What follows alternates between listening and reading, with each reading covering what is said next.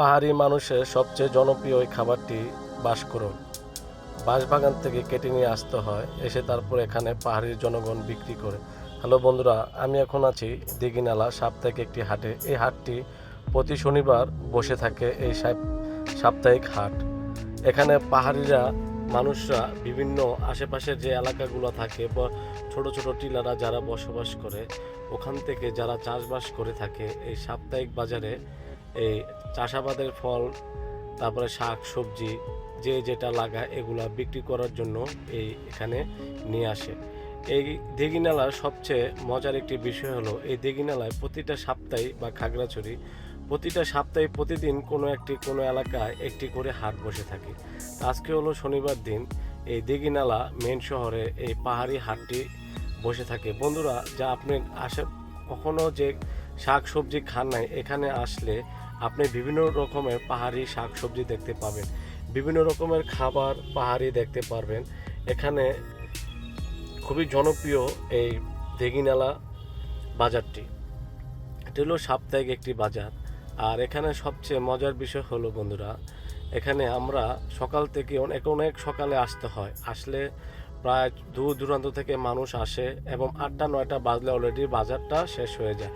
তো অবশ্যই আপনারা যারা এই দিঘিনালা বাজারে আসতে চাচ্ছেন, অবশ্যই আপনারা অতি ভোরে রওনা দিয়ে এই বাজারটি আসতে পারবেন। এখানে কিছু কিছু বাঙালিরও আসে, আর আশেপাশে পাহাড়ি জনগণ মানুষরাও এখানে আসে। এখানে শাকসবজিগুলো পাবেন একদম টাটকা, মনে হয় এখনই গাছ থেকে কেটে নিয়ে বিক্রি করার জন্য বসে আছে। খুব ভালো লেগেছে, বিশাল বড় এই বাজারটি বসে, এমনকি এই মাথা থেকে এই মাথা পর্যন্ত অনেক বড়। আমি 2 থেকে 3টি ভাগ করে ভিডিও তৈরি করেছি, কারণ অনেক সময় অনেক লং ভিডিও কেউ দেখতে চায় না, যার কারণে আমি ছোট ছোট ভিডিও করে আপনাদের মাঝে তুলে ধরার চেষ্টা করেছি।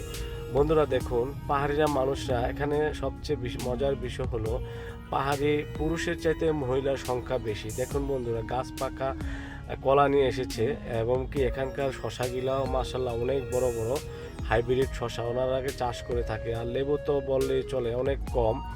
আমার বন্ধু এখানে মরিচ কেনার জন্য বসে আছে, এই দিদির কাছ থেকে দামাদামি করতেছে মরিচ কেনার জন্য। দিদির পরে পাশে একটি দিদি আছে, উনি বলতেছে ভিডিও করা যাবে না, ভিডিও করা যাবে না। আমি বললাম না দিদি, আমি ভিডিও করব না। তারপরও দিদি বলতেছে ভিডিও করার প্রয়োজন নেই, ভিডিও করেন না, ভিডিও করলে তাদের নাকি সমস্যা হয়। আমি এখন পর্যন্ত জানতে পারি না যে কেন সমস্যা হয়, এ দিদি আমাকে বলে নাই। কিন্তু খুব ভালো লেগেছে আমার তো এই বাজারটি। আর এখানকার মরিচগুলো খুবই টাটকা এবং মরিচগুলো প্রচণ্ড ঝাল। এই মরিচগুলোর নাম বলা হয় নাগা মরিচ।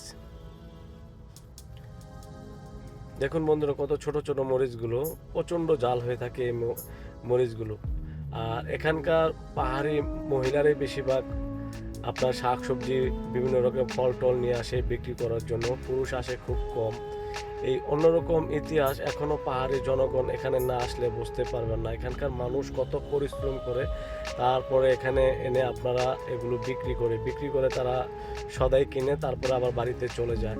এর জন্য আপনাদেরকে বলে থাকি যে আপনারা যারা এই পাহাড়ি বাজারে আসতে চান, অবশ্যই সকাল সকাল ভোরে চলে আসবেন, কারণ এই খাগড়াছড়ি দিঘিনালা প্রতিটি দিনই প্রতিটি এলাকায় একটি করে হাট বসে থাকে।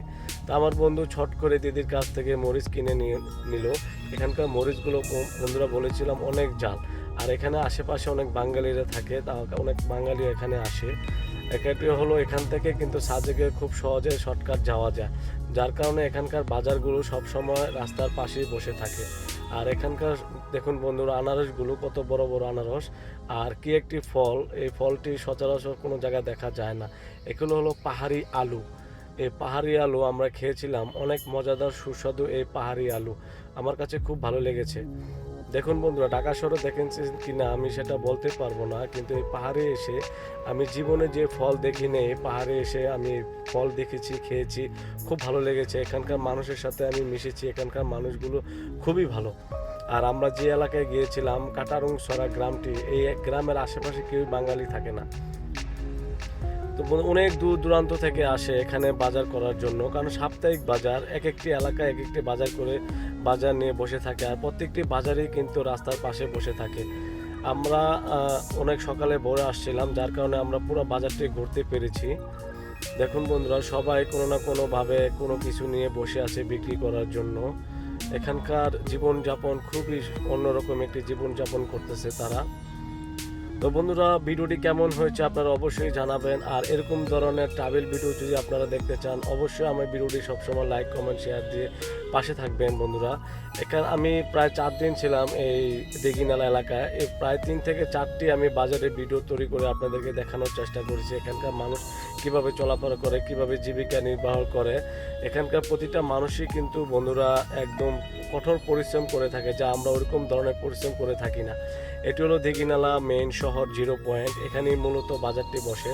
সাইডে হলো গরুর বসে, মুরগি বসে, কবুতর বসে। এর দ্বিতীয় ভিডিওটি আপনাদেরকে আমি দেখানোর চেষ্টা করব কোথায় কোথায় গরু, হাঁস, মুরগি এগুলো হাটের সময় ওঠানো হয়, বিক্রি করা হয়। তো বন্ধুরা, ভিডিওটি যদি ভালো লেগে থাকে অবশ্যই লাইক কমেন্ট শেয়ার দিয়ে পাশে থাকবেন। আর এরকম ধরনের ভিডিও পেতে হলে অবশ্যই আমার একটি ফেসবুক পেজও আছে, পেজটি অবশ্যই আপনারা বন্ধুরা লাইক কমেন্ট শেয়ার দিয়ে পাশে থাকবেন। তো বন্ধুরা, আজকের মতো এখানেই। সবাই ভালো থাকেন, সুস্থ থাকুন, দেখতে থাকুন আমার এই পাহাড়ি বাজারের ভিডিওটি।